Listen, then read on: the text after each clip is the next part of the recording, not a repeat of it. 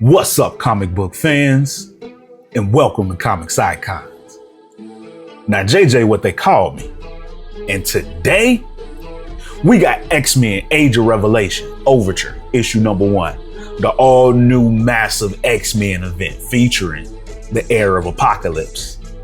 Now, you may or may not remember, but when the Age of Krakoa ended, Marvel had a little 4-issue miniseries called X-Men Era of Apocalypse, with 12 mutants chosen to enter a brutal competition to prove who's the most worthy of inheriting the power to safeguard the future of mutant kind. And of those 12 contestants, it was David Ramsey, aka Cypher, who won the title, along with a nice little glow up and a name change, now known as Revelation. But this victory gave Cypher the power to reshape reality itself. And with that power, he did just that. He remade the world into a supposed mutant utopia, a safe haven for his people, which brings us to the Age of Revelation. So if you guys are ready to find out if the perfect world that Doug built is truly a paradise, or if there's some dark secret hiding beneath the surface, then you guys know what time it is. Let's get it. So this story kicks off 10 years into the future in what is called the Revelation territories, the Western region. And we're met with a group of mutants in a small village that are anticipating the arrival of Revelation's choristers to the village, which they see as a great honor. And as a young mutant asks if the choristers will fix their village, she's told that they'll help the mutants help themselves, which is their way. But the choristers arrive, and the one named Topaz leans in and speaks with the little young mutant, addressing the suffering that this village has gone through due to a storm. She also tells this little mutant that she hears this mutant can fix things just by thinking about it. To which the little mutant responds that she can only do it with small things. But that's when Topaz tells her that her power is to strengthen the mutant gifts of others. So she touches the little girl's face, linking them together, and then she tells the girl to do the impossible. Which she does, and just like that, this wrecked village is restored. But in that moment, Psylocke senses that something is wrong and immediately yells for Topaz to get down. But she's too late as a massive blast comes out of nowhere and catches Topaz right square in the face, ending her time amongst the living and revealing the shooter to be Glob of all people. Sheesh. Then we switch over to a cave as Forge and Magneto stand over a slowly awakening Cyclops. But for Cyclops, things get a little bit weird from here. Now, in the prelude to this event, present-day Cyclops was hit with some major psychic energy just after accepting Doug Ramsey's bid to join the X-Men. So it's here that we find out his mind was brought into the future. So for obvious reasons, Magneto tries to keep him calm as he begins to awaken 10 years into the future. But of course, Cyclops ain't trying to hear none of that. He's like, what the hell is going on here? I was just in the factory with Doug, and now I'm in a cave looking at a group of mutants that don't make a bit of sense together. So he's like, what's going on? And where the hell am I?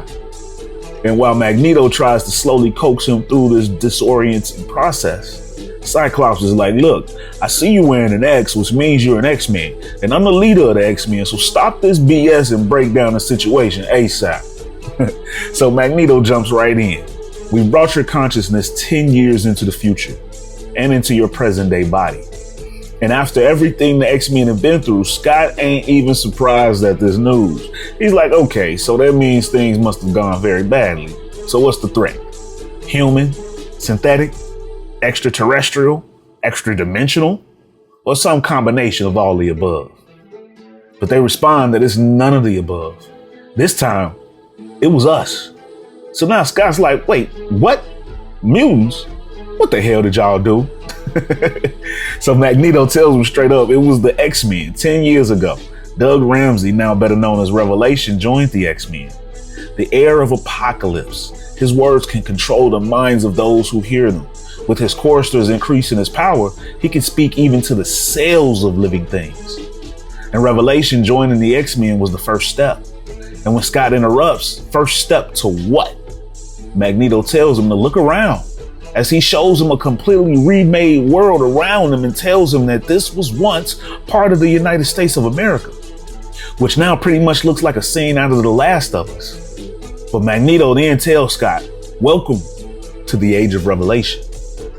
As we then pick up in the Revelation territories in Philly, as Psylocke has to break the unfortunate news to Revelation that she just got one of his choristers killed. As Revelation is picking fruit and he's like, hold up, wait, did I just hear you right? Did I just hear you tell me that you got one of my power boosters killed? Of course, there's one of my most valuable people, and I don't have very many of those. And for what it's worth, Psylocke accepts full responsibility for failing to protect Topaz. But she does defend that it had been an ambush, and somehow someone knew exactly when she was going to be there and where. Which is information that they shouldn't have if the mutants in the village didn't talk, which according to her brain scans, nobody did. Which leads Revelation to believe that they have a leak. And when he asks who's responsible, Psylocke reveals an X-Men symbol that the shooter left behind and left for her. So Revelation tells her to wear it as a reminder of her failure for all to see. But when Psylocke responds no, because she left the X behind a long time ago to serve Revelation, and she'd never wear it again for no one, Revelation gets straight up pissed and uses his powers to force her to wear it. Then he tells her that the X-Men have officially exhausted his nostalgic indulgence for them. So he's gonna send his angel of death to pay them a visit. While Psylocke has a separate mission since Revelation thinks he knows who the leak is, so he wants her to address it. Especially since it seems that her greatest skill is getting women killed. Yikes. So this should be easy as we get a quick shot of Revelation's wife, Bay the Blood Moon, who's now a fugitive and on the run for her life. But back with Cyclops and Magneto though, Scott remembers that in his time, 3K had just unleashed a mutative virus that either transformed the people it infected into mutants or killed them outright. And Magneto basically lets him know that this is pretty much the results of that. Some of those people survived unscathed, but soon found that the land itself had been changed and would no longer support them. And that infection area continues to slowly spread. But for Cyclops, he's like, look, this is definitely a tragedy, but what can they do about it now? Because despite how they got here, this appears to be the best situation for mutants since Krakoa. But Magneto reminds Scott that this land was built on genocide. And in addition to that, it was also built on a lie. It was the future Beast that discovered it, he tells Scott, just before Beast joins in on the conversation. But not the future version of Beast. This is present day Beast inside of future Beast's body. He was brought here just like Cyclops. But when Beast woke up here, he didn't take the shock of being pulled into the future as well. And he needed to be restrained after blackening Forge's eye. To which Beast defends that was a proper response since they did rip his consciousness forward 10 years. But then he asks Magneto what exactly happened to his future conscious when this old one moved into this body. And that's when Magneto tells them both that they were overwritten. They needed the X-Men's greatest leader and their greatest mind. And both future versions of them have been punished by Revelation. He used his power to strip all language from their minds, made them into babbles. And initially, Scott doesn't believe that Doug Ramsey would do that. Magneto assures him that this is Revelation's cruelest form of punishment, neurologically incapable of communicating even the simplest concepts, a living death on the outskirts of society.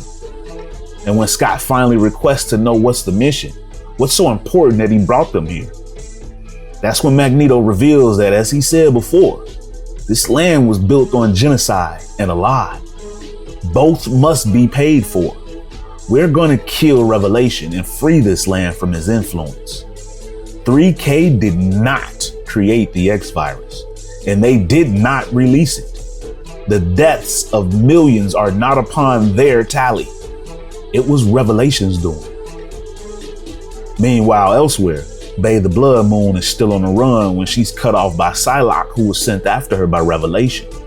And when Bay sees her, it's on sight as the two mutants clash, with Bay taunting Psylocke to see what kind of edge she still has left. With the X-Men though, Scott is still amazed over the changes in this future, like Schwarzschild being an X-Men and Glob Herman out in the field just as Glob approaches in response to Cyclops. So I guess it worked. Is this baby Slim? And Cyclops is like, yeah, I suppose so. You've acquired an edge. But then Cyclops notices another hiding in the bushes and asks Glob, who's that? Are they one of ours? Glob immediately goes on attack and pulls his weapon on this seemingly scared kid and fires fires just before Cyclops smacks Glob's hand away from missing a kid. And now Cyclops is fired up, like, what the hell is wrong with you? That was a kid you were about to shoot. And Glob's like, yeah, and Smart Money says it was an Omega kid. As we then see that it was in fact an Omega kid, one of Kid Omega's Omega kids. And once contact is made, Quentin telepathically calls it into Revelation that one of his Omega kids have confirmed sighting on the X-Men. So Revelation responds by activating his Angel of Death and preparing him for deployment. Back with that fight though, between Beta Blood Moon and Psylocke. As they fight, Psylocke tries to understand how Bay could be the leak. You're Revelation's right hand, she says to Bay. No one is closer to him. No one is more beyond reproach. You can't be the leak. Why did you run? But Bay's response is leak. I leaked nothing. I found out something that he does not wish the world to know. I know what he plans to do next, what all this has been for. And I know that it betrays everything he has been charged with. And when Psylocke tries to talk some sense into Bay, telling her that she must be mistaken, Revelation is working in our best interests, keeping our land safe. Come back with me. Bay's response is still. She's like, no, I am a Veraco. I fight until I cannot fight anymore. I am afraid of nothing but cowardice, which leaves Psylocke with no other options but to run her blade right through the stomach of Bay, asking if mutant suicide is what this is then. But as Bay coughs up blood, she responds, no, it is a holding action, buying time, because it takes about 34 minutes for a psychic burst transmission to reach Mars from Earth at this point in their orbits. And I have just finished sending it. Then she continues, my husband was given his power and his mission by one far older and wiser. Apocalypse will decide what must be done. Now come closer. In telling you the truth, I will take my revenge. Because once you hear my words, your life will be over as well. But then in picking back up with the X-Men, we find them now on the run as Cyclops asks who it is that they think is after them. Magneto reveals that it is Revelation's Angel of Death, his greatest assassin.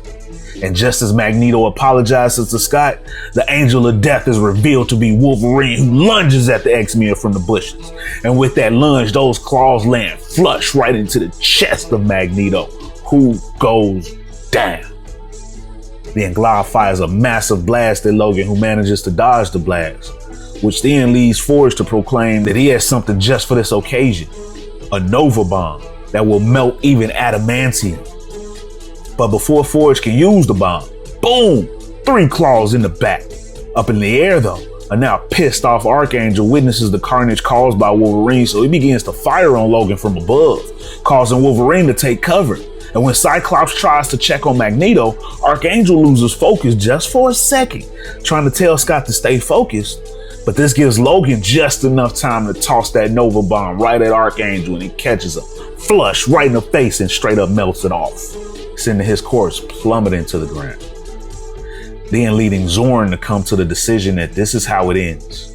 And then he tells the remaining X-Men that it has been an honor all these years, and that they have their mission, one that they've sacrificed for, so do not let that sacrifice go to waste. And as the rest of the X-Men flee, leaving Zorn behind to face Wolverine, and he tells Wolverine that you're not fast enough to stop me, Logan. Are you strong enough to survive me? Let's find out together, he proclaims. And as he removes his helmet just as Wolverine drives his claws into Zorn, it unleashes a massive black hole blast which stops Wolverine. At least for now. Back with Beta Blood Moon though, as she's still skewered onto that tree from her fight with Psylocke, Revelation now appears in front of her. My love, so much has been sacrificed in the name of my mission. Our mission. But those sacrifices were always made by others. Until now. Psylocke? Of course, your doomed note wouldn't leave a body. I don't know what I'm gonna do without you, babe. I know you think I betrayed the grand purpose, but everything I've done has been in pursuit of it. Even this, even sacrificing the one person in this world who means anything to me. I love you, babe, and I will never forget you. And then he uses his powers to tell her to die. And that, ladies and gentlemen, is the end of the issue. So what did y'all think about the issue? You guys know I want to hear all your thoughts and theories down in the comments. Like, how did y'all feel about the start to this explosive Age of Revelation event? And how do y'all think it's going to compare to the Age of Apocalypse event back in the day? Do you guys have faith that Marvel can make this thing memorable? And also, what do y'all think that it was that Beta Blood Moon revealed to Psylocke? This event promises to have all kind of twists and turns, and I'm looking forward to them. And hopefully you guys enjoy the ride along with me. But please do your boy a solid. If y'all still here to this point, please help me out with that algorithm with a like, share, and subscribe if you haven't already. Plus, you can also help out the channel by hitting that hype button. But with all that being said, ladies and gentlemen, it's about that time. I'm out.